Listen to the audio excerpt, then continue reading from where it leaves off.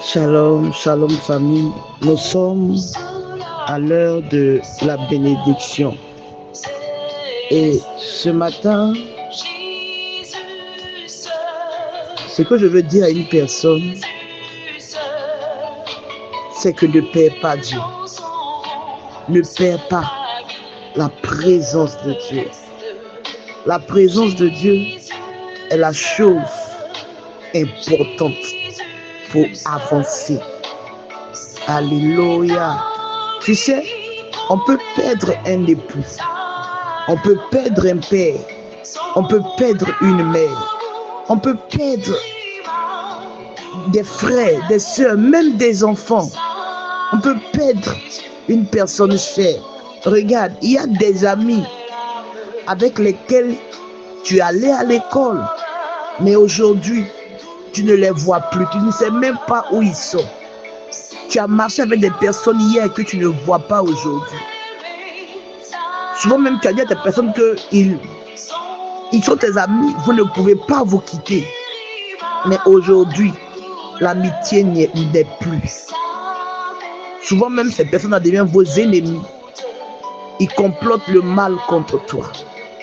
Regarde, quand tout t'abandonne, quand tu perds toute chose, celui-là qui te donne l'espérance, celui-là qui peut te donner d'avancer, il s'appelle Jésus-Christ de Nazareth.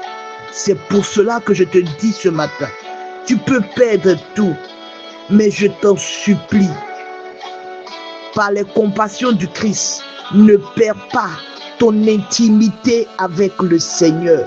Ne perds pas ton alliance avec Dieu. Quand on perd un être cher et qu'on va au cimetière, pour nous qui avons perdu une personne qui nous coûte, quand tu quittes au cimetière et que tu vas à la maison et que tu es seul et que tu pleures, tu te lamentes, la seule personne qui reste avec toi, qui te donne la vie, l'envie d'avancer, qui te donne la force d'avancer, il s'appelle Jésus-Christ de Nazareth. Moi, mon intimité avec Dieu s'est fait encore plus fort quand j'ai perdu une personne qui me coûtait. Regarde, je t'en supplie, perds tout, mais ne perds pas la présence de Dieu. Parce que c'est lui qui peut te donner de te relever de tes cendres. C'est lui-là. Quand on perd un examen une fois, 2 fois, 3 fois, 4 fois, pourquoi pas même 5 fois, 6 fois, celui qui te donne le courage de continuer, quand tu l'as, il s'appelle Jésus-Christ de Nazareth. Parce que quand tout le monde se moque de toi, soit tu regardes à ton âge qui est en train d'avancer, celui-là qui te dit non, ne regarde pas ces choses-là, aie confiance en moi, c'est Jésus. Parce qu'on va te dire Yako, ça va aller. Mais quand tu es couché seul et que tu pleures, tu sens la main, tu sens cette présence-là quand tu l'as. Je vous en supplie, je nous en supplie, ne perdons pas la présence de Dieu. La Bible dit dans le livre de Psaume 37, à son verset 7, garde le silence devant l'Éternel et espère en lui. Ne t'irrite pas contre celui qui réussit dans ses voies, contre l'homme qui vient à bout de ses mauvais desseins. Oh, alléluia, alléluia. Dans le même livre de Psaume 30, à partir du verset 6, la Bible dit car la colère dure un instant, mais sa grâce, la grâce de l'Éternel, oh, toute la vie, le soir arrive, les pleurs, et le matin, l'allégresse. Quand tu es au soir de ton histoire, celui-là qui est avec toi, il s'appelle Jésus. Oui, c'est pour cela que Job n'a pas maudit Dieu.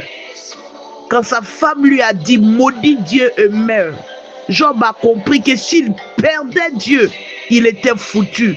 Malgré qu'il avait la lèpre sur lui, malgré qu'il n'avait plus rien, même pour manger, c'était compliqué. Je peux dire même qu'il n'avait plus de femme, il n'avait plus d'amis, il n'avait plus rien.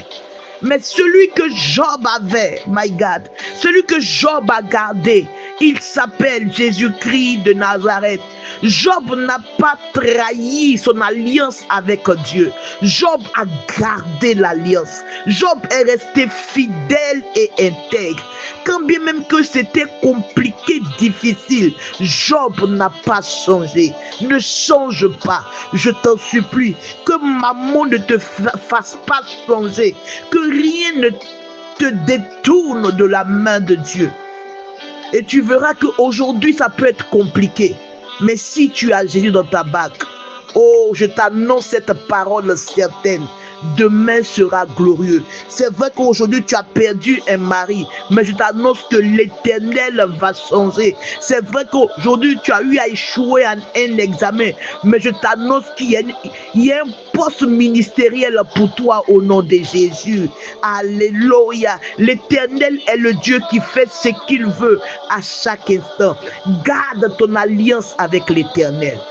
Garde ton intimité avec Jésus. Alléluia. Sois une femme de prière. Sois un homme de prière. Sois une personne qui a les regards fixés sur Jésus. Qui a les regards pleinement fixés sur Jésus. Peu importe la situation, il a les regards fixés sur Dieu. Il ne vacille pas. Comme Élisée qui voulait l'onction d'Élie. Élisée n'a pas fermé les yeux un temps soit peu. Parce qu'il voulait le manteau. C'était une question de manteau. Donc Élisée n'a pas failli. Élisée est resté là. Malgré le tourbillon, malgré le vent, malgré le sable qui lui rentrait dans les yeux. Il n'a pas fermé les yeux. Il n'a pas fermé les yeux. Garde ton alliance avec l'Éternel. Et certainement, ton lendemain sera glorieux. C'était avec vous ce matin. Pour ce petit conseil, la servante de Dieu, Bénédicte Kokou. Que Dieu vous bénisse. Shalom famille. Je vous aime.